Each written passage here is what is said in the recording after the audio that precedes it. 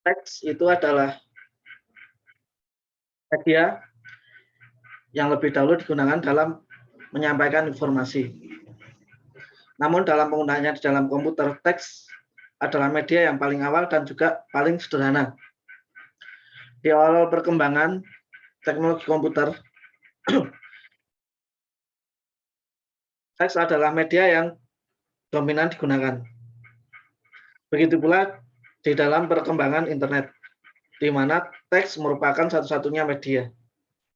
Namun sekarang teks bukanlah lagi sebuah media yang dominan, karena perkembangan teknologi komputer telah sedemikian majunya. Pada zaman dahulu itu, untuk mengakses sebuah informasi, itu biasanya didominasi oleh informasi berupa teks. Masih sangat jarang sekali informasi yang menggunakan gambar maupun video. Seperti contoh, informasi yang pertama kali beredar di masyarakat itu adalah koran ya, koran atau tabloid. Koran zaman dulu itu hanya berisi teks. Jarang sekali berupa foto karena penemuan teknologi itu yang pertama kali itu adalah alat untuk mencetak tulisan dahulu, setelah itu baru alat untuk mencetak gambar.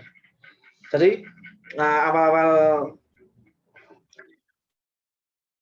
informasi itu beredar itu menggunakan berbagai macam jenis teks, sehingga informasi pada waktu itu dianggap monoton ya, dianggap monoton, sehingga berkembang menjadi teks dan gambar.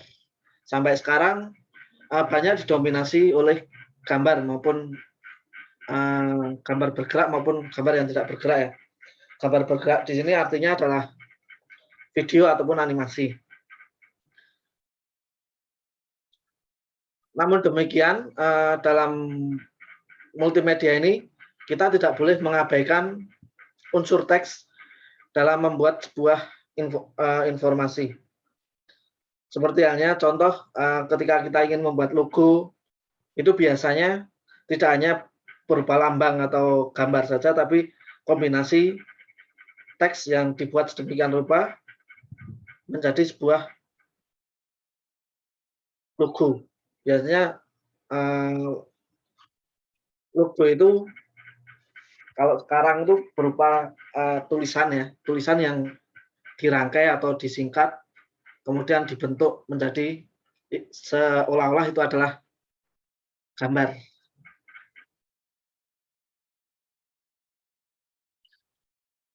Kemudian bentuk data multimedia yang paling mudah disimpan dan dikendalikan itu adalah teks. Teks merupakan yang paling dekat dengan kita dan yang paling banyak dilihat. Teks dapat membentuk kata, surat, atau narasi dalam multimedia yang menyajikan bahasa kita. Seperti contoh sekarang ini kita belajar multimedia pengantarnya berupa teks. Teks merupakan alat komunikasi yang utama. Dengan perkembangan teknologi multimedia, teks dapat dikombinasikan dengan media lainnya dengan cara yang lebih powerful dan bermakna untuk menyajikan informasi dan mengekspresikan pesan. Kebutuhan teks bergantung pada kegunaan aplikasi multimedia. Misalnya game membutuhkan teks lebih sedikit, sedangkan ensiklopedia membutuhkan teks yang lebih banyak.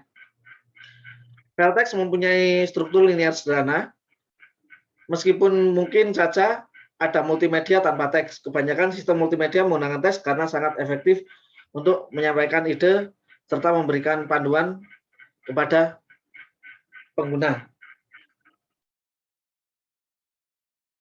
Biasanya informasi berupa teks ini banyak digunakan pada penunjuk arah, kemudian penunjuk waktu, kemudian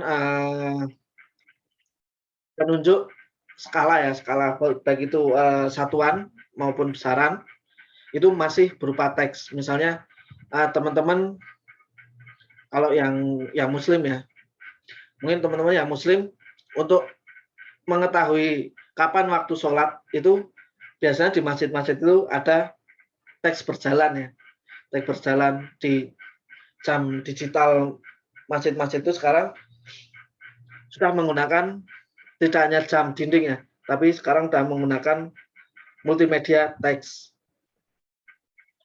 Seperti itu. Teks adalah jenis data paling dasar serta menggunakan ruang penyimpanan paling kecil atau paling sedikit dibandingkan dengan elemen-elemen multimedia lain.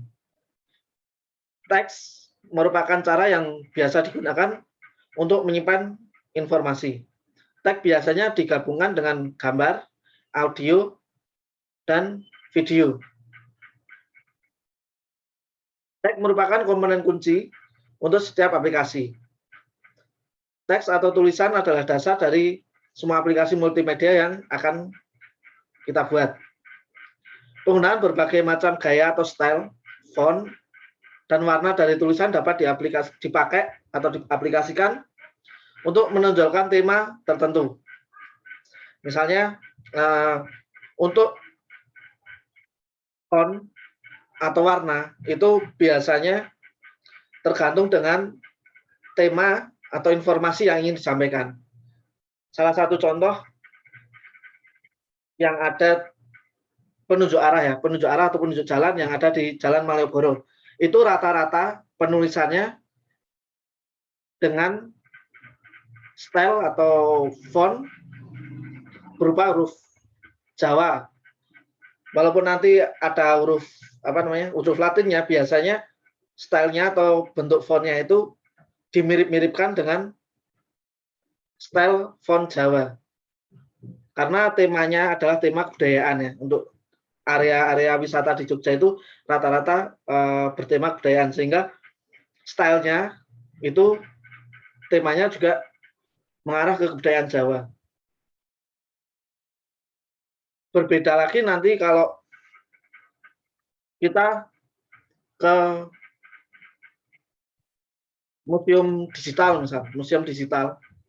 Itu nanti fontnya atau tulisannya atau stylenya nanti juga akan berbeda. Jadi nanti penggunaan teks itu kita sesuaikan dengan informasi apa yang akan kita sampaikan, tema apa yang akan kita sampaikan.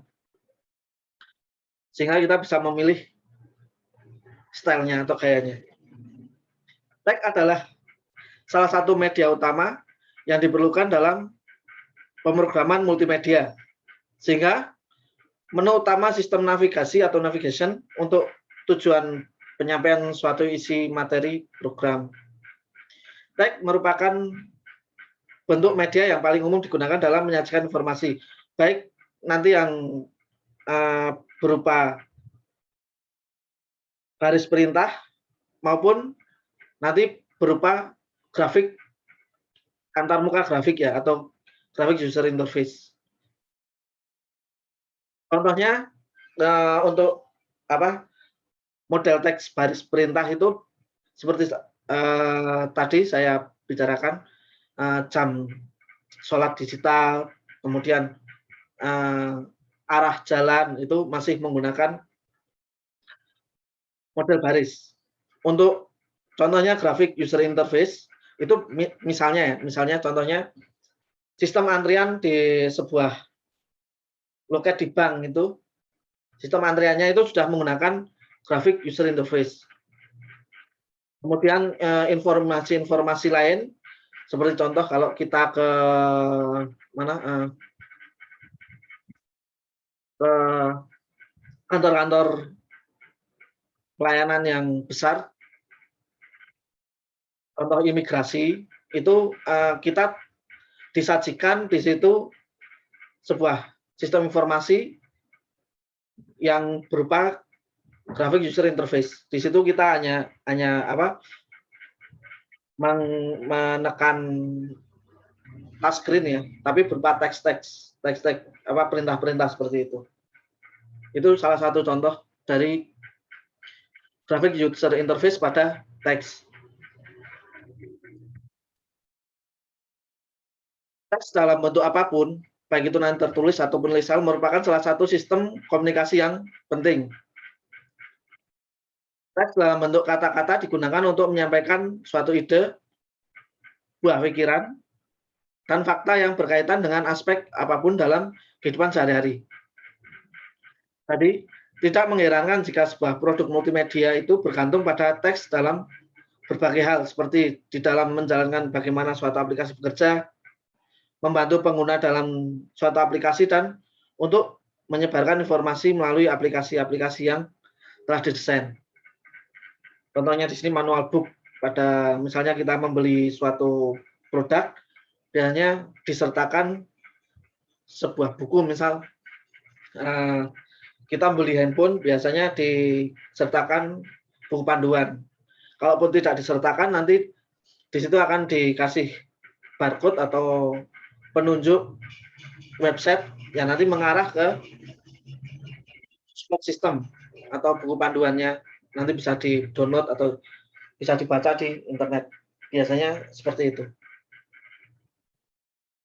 Dalam aplikasi multimedia, penggunaan teks yang terlalu banyak tidak begitu disarankan, karena teks tidak dapat menjelaskan informasi dengan menarik. Hal ini bukan berarti teks tidak diperlukan langsung, tapi hanya diperlukan atau digunakan pada bagian-bagian penting saja. Pada perkembangan zamannya, untuk periklanan itu sekarang dalam periklanan itu sedikit sekali penggunaan teks ya, lebih banyak penggunaan visualisasi atau gambar. Namun ketika audiensnya atau penggunanya nanti tidak paham dengan apa gambar itu, sehingga informasinya nanti tidak tersampaikan, maka dimungkinkan nanti ditambah beberapa baris teks untuk menjelaskan maksud dan tujuan dari sebuah logo tersebut atau gambar tersebut. Teks merupakan salah satu media penting yang dipergunakan dalam sebuah multimedia karena informasi disampaikan dan disebarkan dengan mudah dan bermakna. Teks sendiri nanti mempunyai peran untuk membentuk suatu perkataan atau tujuan berkomunikasi, menyampaikan ide dan fakta dalam tujuan apapun. Kemudian, teks bisa dikomunikasikan bersama-sama dengan media lain. Hal ini digunakan untuk menyampaikan suatu informasi dengan lebih bermakna dan menarik. Contoh, dalam pengembangan website. Dalam pengembangan website tersebut, biasanya teks disampaikan dalam format atau bahasa yang dipahami oleh suatu sistem. Misalnya kalau website itu nanti teksnya itu nanti akan berbentuk HTML atau Hypertext Markup Language. Biasanya teks hanya digunakan sebagai dasar penyaluran informasi dan tidak memerlukan penggunaan teknologi terkini. Jenis tulisan atau font yang digunakan juga perlu disesuaikan dengan tulisan yang biasa. Misalnya penggunaan font Arial atau Times New Roman. Jadi nanti penggunaan teks ini juga berkaitan erat dengan kepada siapa informasi ini akan diberikan. Biasanya kalau kita menggunakan Arial atau Times New Roman itu digunakan untuk komunikasi secara misalnya untuk perkantoran. Jadi secara formal biasanya seperti itu. Arial atau Times New Roman itu biasanya digunakan untuk komunikasi secara formal. Karena tidak mungkin kita berkomunikasi dengan misalnya kaprodi, dengan dekan, dengan rektor, mungkin itu menggunakan font-font yang gotik gitu misal, itu sangat aneh dan dianggap tidak sopan. Namun untuk periklanan itu nanti kita bisa menggunakan teks-teks yang lainnya. Tentu saja seperti tadi, sesuai dengan tema yang akan digunakan. Contoh, misal kita mempunyai kafe yang temanya Jepang, misal. Kita bisa menggunakan font yang nanti arahnya atau bentuknya itu seperti tulisan hiragana atau katakana atau tulisan kanji, misal seperti itu. Walaupun nanti itu adalah tulisan Romanji ya, atau Romawi, itu bentuk fontnya bisa didekatkan dengan tema ke-Jepang-Jepangan, misal seperti itu. Jika jenis tulisan yang lebih kompleks diperlukan, biasanya teks tersebut terlebih dahulu perlu diterjemahkan ke bentuk grafik yang lebih menarik serta sesuai dengan sistem komputer yang lain. Cara lain yang sering digunakan untuk memindahkan informasi teks dalam berbagai bentuk atau format melalui internet adalah dengan penggunaan teknologi program seperti contoh Adobe Acrobat. Dengan teknologi ini, teks berbagai bentuk dan format bisa dipindahkan ke dalam sistem komputer. Perlu juga teman-teman ketahui, misalnya kita membutuhkan teks yang tidak ada di sebuah sistem komputer, misal mungkin nanti di Adobe Photoshop atau yang lain, teks yang kita inginkan itu tidak ada di situ. Teman-teman bisa membuat sendiri teks tersebut. Jadi teman-teman nanti bisa meng-create font, bentuknya sesuai dengan keinginan teman-teman, dan nanti font tersebut kita bisa generate agar bisa terbaca oleh sistem software yang akan kita jalankan.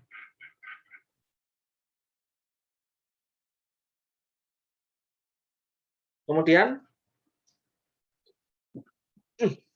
berikutnya adalah elemen dan ciri-ciri dari teks.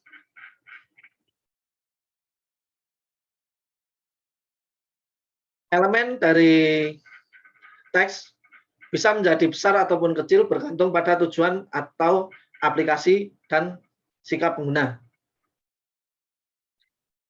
Aplikasi-aplikasi multimedia bergantung pada penggunaan teks dalam berbagai aspek, seperti judul halaman, penyampaian informasi, label atau gambar, petunjuk untuk menjalankan operasi pada suatu aplikasi teknologi teks, berdasarkan pada huruf, nomor, dan huruf istimewa seperti titik, koma, maupun tanda dolar atau tanda lainnya. Elemen-elemen teks dikategorikan pada satu abjad atau huruf nanti yang terdiri dari alfabet ya, A sampai Z, baik itu nanti huruf besar maupun huruf kecil. Kemudian nomor nanti terdiri dari 0 sampai 9. Kemudian huruf-huruf khusus seperti titik, koma, titik 2, kemudian tanda petik 1, tanda petik 2, kemudian tanda-tanda atau sign itu dolar, plus minus sama dengan tanda bintang dan lain-lain. Kemudian teks bisa diuraikan menjadi berbagai macam. Berdasarkan ciri-ciri yang ada, seperti Ascender, itu merupakan huruf yang mempunyai abstruk seperti huruf H, B, dan D. Kemudian Descender merupakan huruf-huruf yang mempunyai downstruk yang terletak di bawah garis dasar, seperti P, Q, Y, J, dan G, itu adalah huruf Descender ya. Kemudian leading merupakan ruang antar font yang berada di atas font yang berada di bawah ruang di antara baris atau line space. Di antaranya tracking merupakan di antara huruf. Kemudian kerning itu merupakan ruang di antara dua huruf yang biasanya kelihatan seperti berdempetan. Kemudian serif merupakan bendera atau flag untuk dekorasi pada ujung suatu huruf yang mempunyai stroke.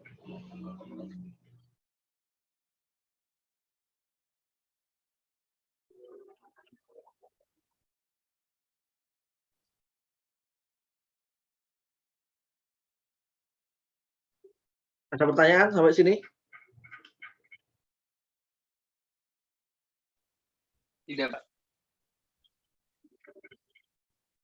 Kita lanjutkan ya. Mau nanya, Pak. Ya. Mau nanya, Pak.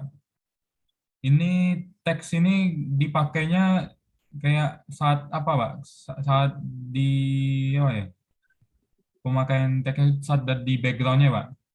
Bisa. Jadi nanti teks ini tergantung dengan informasi apa yang akan kita sampaikan. Apakah nanti dominan atau tidak dominan. Misalnya dominan, itu biasanya teks akan warnanya itu akan lebih terang, kemudian tulisannya itu lebih besar, dan posisinya akan di foreground ya, foreground atau di depan.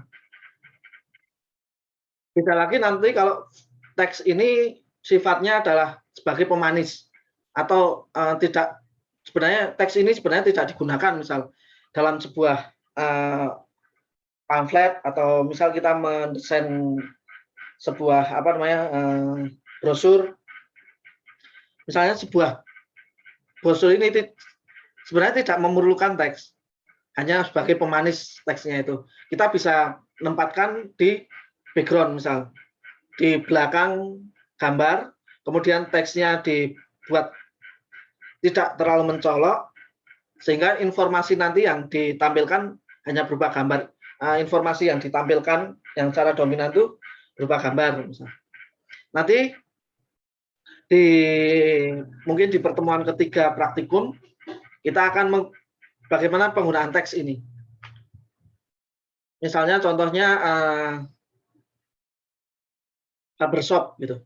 Misalnya barbershop kita ingin membuat plakat atau banner untuk barbershop misal. Informasi yang akan kita tampilkan itu mereknya barbershop atau orang biar tahu bahwa di sini ada barbershop itu loh. Kalau mereknya barbershop, maka nanti yang akan ditonjolkan adalah teksnya. Misalnya barbershop yang namanya Pak Bos misal. Saya punya barbershop misal namanya Pak Bos. Maka yang akan kita tampilkan adalah teksnya ya. Teksnya itu lebih dominan daripada gambarnya. Berbeda lagi nanti kalau yang akan kita tampilkan adalah bahwa di lokasi ini ada barbershop. Mungkin yang akan kita tonjolkan adalah gambarnya, misal gambar gunting sama gambar sisir. Itu menunjukkan bahwa ini adalah barbershop. Contoh lain lagi, misalnya mungkin teman-teman kalau di jalan itu akan melihat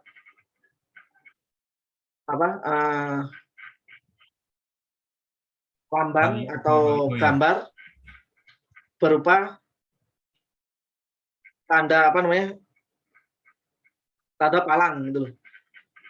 Tanda palang atau menunjukkan bahwa di dekat situ akan ada rumah sakit. Yang akan ditonjolkan, informasi yang akan ditonjolkan di sini adalah di area situ ada rumah sakit, bukan nama rumah sakitnya. Misalnya kalau biasanya 10 meter sebelum rumah sakit itu akan ada lambang palang ya. Baik itu nanti palangnya warnanya hijau atau berupa palang warnanya merah. Itu menunjukkan bahwa informasi di situ akan ada rumah sakit, tapi tidak menginformasikan nama rumah sakitnya. Beda nanti kalau kita udah nyampe di tempat rumah sakit itu, maka yang akan kita tonjolkan adalah teksnya. Misal rumah sakit apa ya namanya? Rumah sakit Ibu dan Anak Pak Slamet misal. Maka yang akan ditonjolkan adalah teksnya, bukan gambar palangnya. Kalau gambar palangnya itu tidak merepresentasikan tidak merepresentasikan informasi yang akan disampaikan itu. Nanti kalau kita melihat kita menampilkan hanya palangnya di depan rumah sakit, mungkin interpretasi orang akan berbeda. Mungkin orang yang sakit paru-paru bisa masuk situ, padahal di situ adalah rumah sakit Ibu dan Anak, tidak menyediakan dokter paru misal. Atau orang yang mempunyai kebutuhan khusus, misal gangguan jiwa, kan itu rumah sakitnya kan khusus ya, maka tidak bisa masuk di situ karena informasi yang ditampilkan adalah rumah sakit Ibu dan Anak. Nah seperti itu, tergantung informasi apa yang akan kita sampaikan. Jadi penggunaan teks itu nanti untuk apa ya? Memperkuat informasi gitu loh. Ada pertanyaan lagi?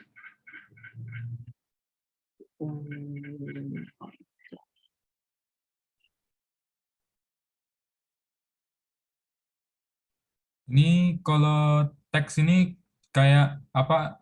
Nggak terlalu apa kan tahu dipakai kan Pak? Tergantung tadi informasi yang akan kita sampaikan. Sebenarnya kalau menggunakan gambar atau video itu sudah tersampaikan, alangkah lebih baiknya tidak menggunakan teks. Karena teks itu apa ya? Lebih tidak menarik itu loh. Lebih tidak menarik. Contohnya misalnya apa ya? Contohnya sebentar. Saya perlihatkan.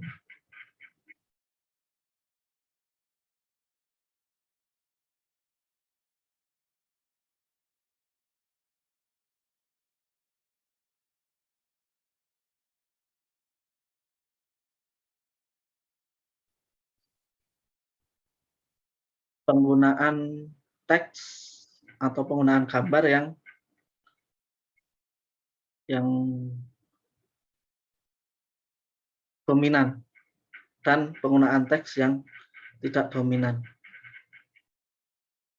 Saya carikan dulu.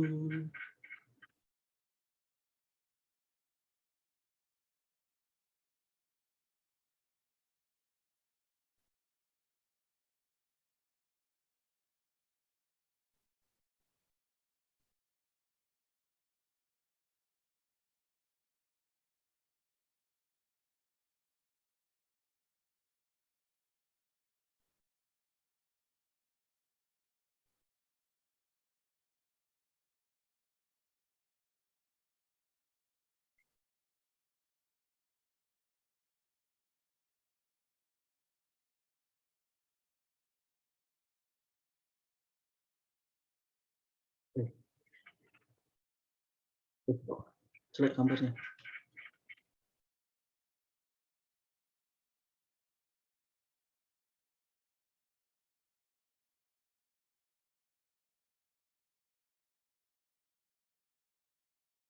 Nah, saya carikan.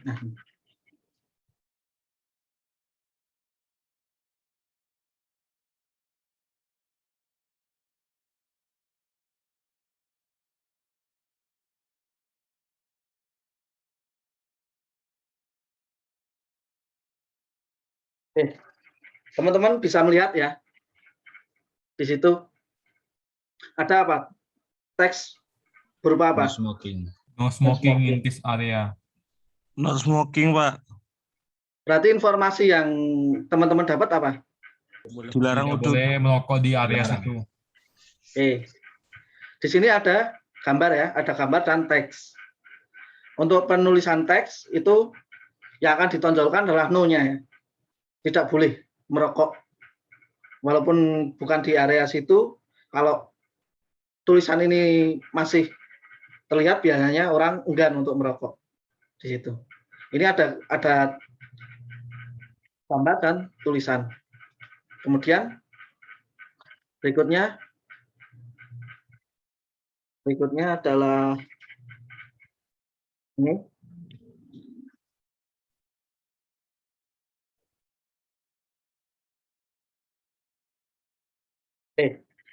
Informasi apa yang didapat? dilarang merokok. Sama kan? Ya. Sama Pak. Esensinya adalah sama, tapi penggunaan teks di sini sangat minimal atau bahkan tidak ada. Tapi informasi yang disampaikan adalah sama. Terus mana yang dipilih? Mana yang dipilih? Yang ada tulisannya Pak, karena biar lebih memperjelas itu apa arti tanda ini. Ya, biasanya seperti itu. Biasanya untuk memperjelas informasi itu menggunakan teks. Walaupun nanti di suatu area hanya berupa lambang sign seperti ini saja. Tapi untuk mempertegas mempertegas bahwa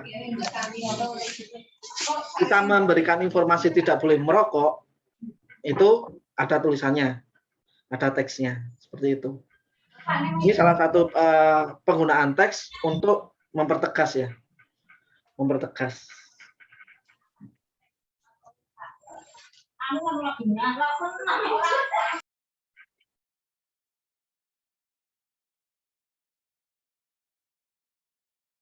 Ada pertanyaan lagi?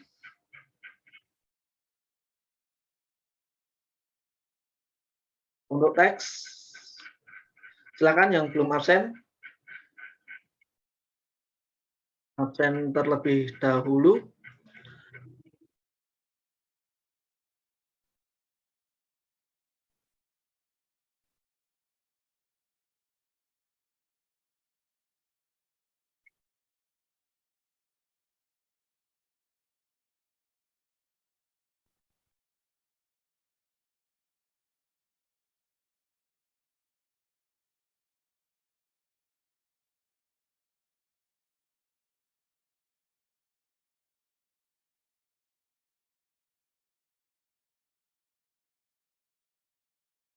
Kalau tidak ada, saya lanjutkan.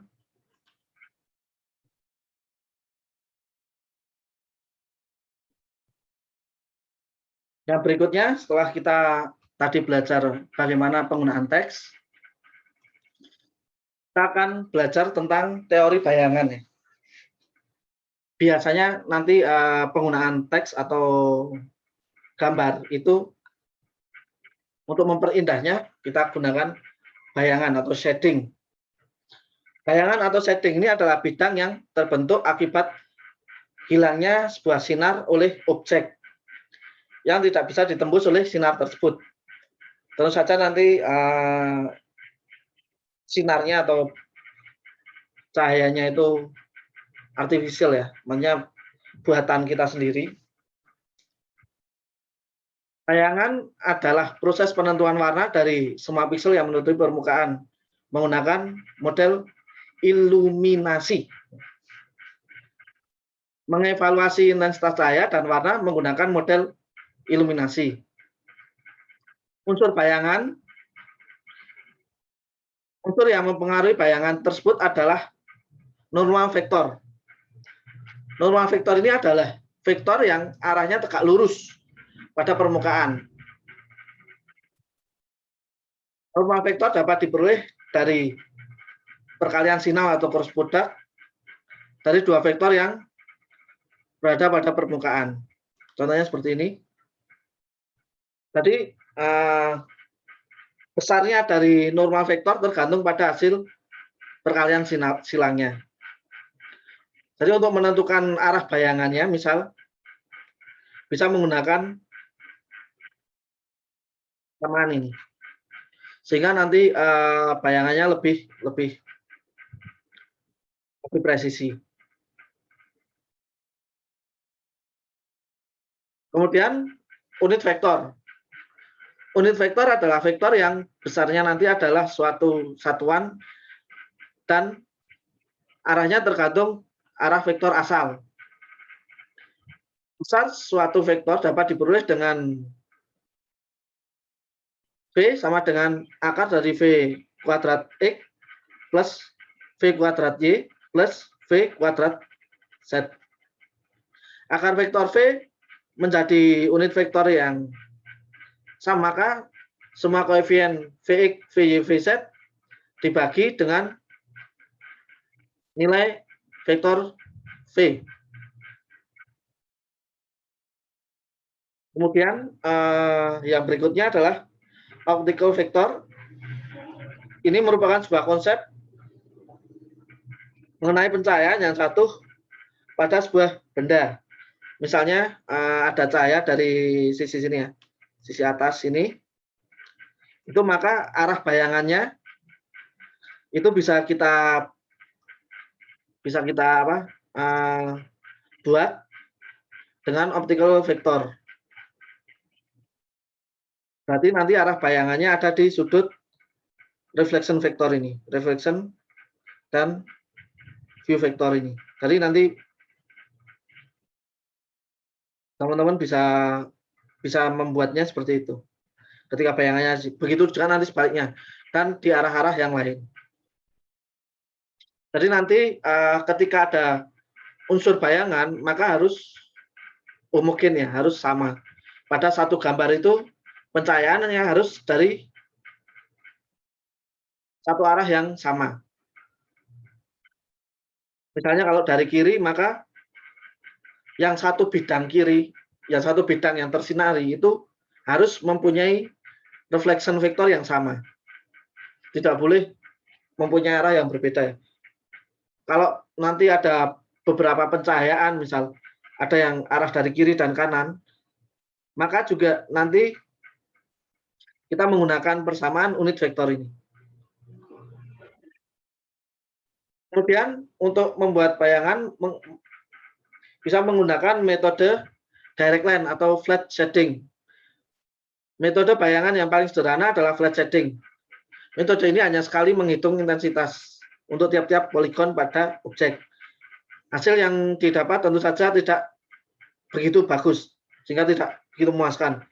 Batas-batas antar poligon terlihat jelas sehingga objek akan terlihat terkotak-kotak.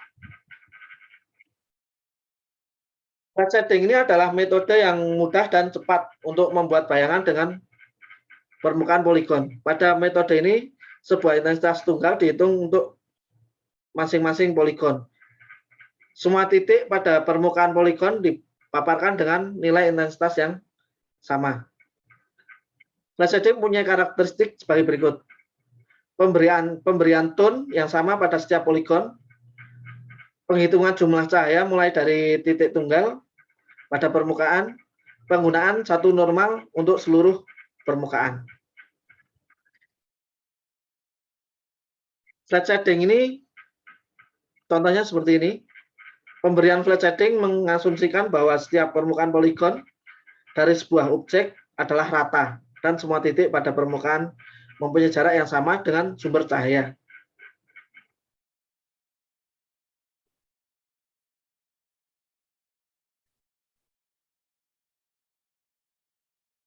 Contohnya seperti ini.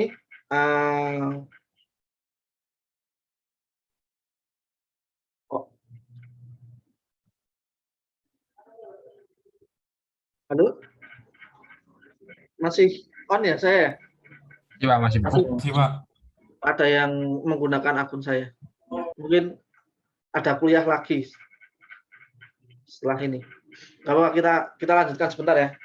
Ini contohnya flat shading paling mudah ya.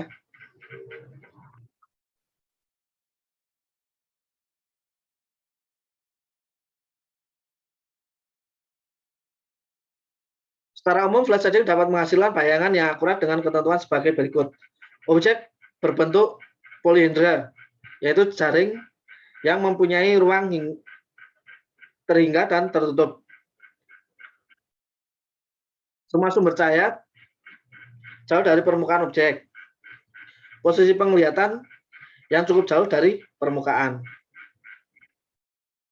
Kemudian ground shading itu sebuah teknik yang dikembangkan oleh Hendrik Gouraud pada awal tahun 1970-an. Teknik ini menampilkan kesan gelap terang dari sebuah permukaan objek dengan memperhitungkan warna dan penyinaran dari tiap sudut segitiga. Untuk mendapatkan hasil yang lebih halus dengan ground shading ini digunakan metode ini contohnya. Jadi nanti akan terlihat ada shading di sisi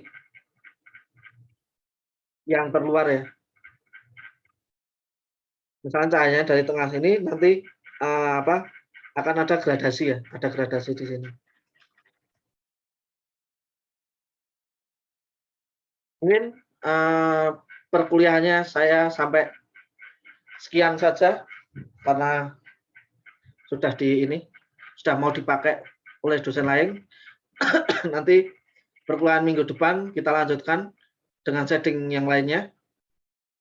Dan nanti di pertemuan ketiga praktikum kita akan belajar teks dan shading ini.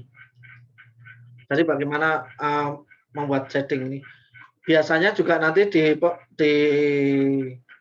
shading ini digunakan untuk mengenerate apa namanya gambar 2 dimensi menjadi 3 dimensi. Jadi seperti itu.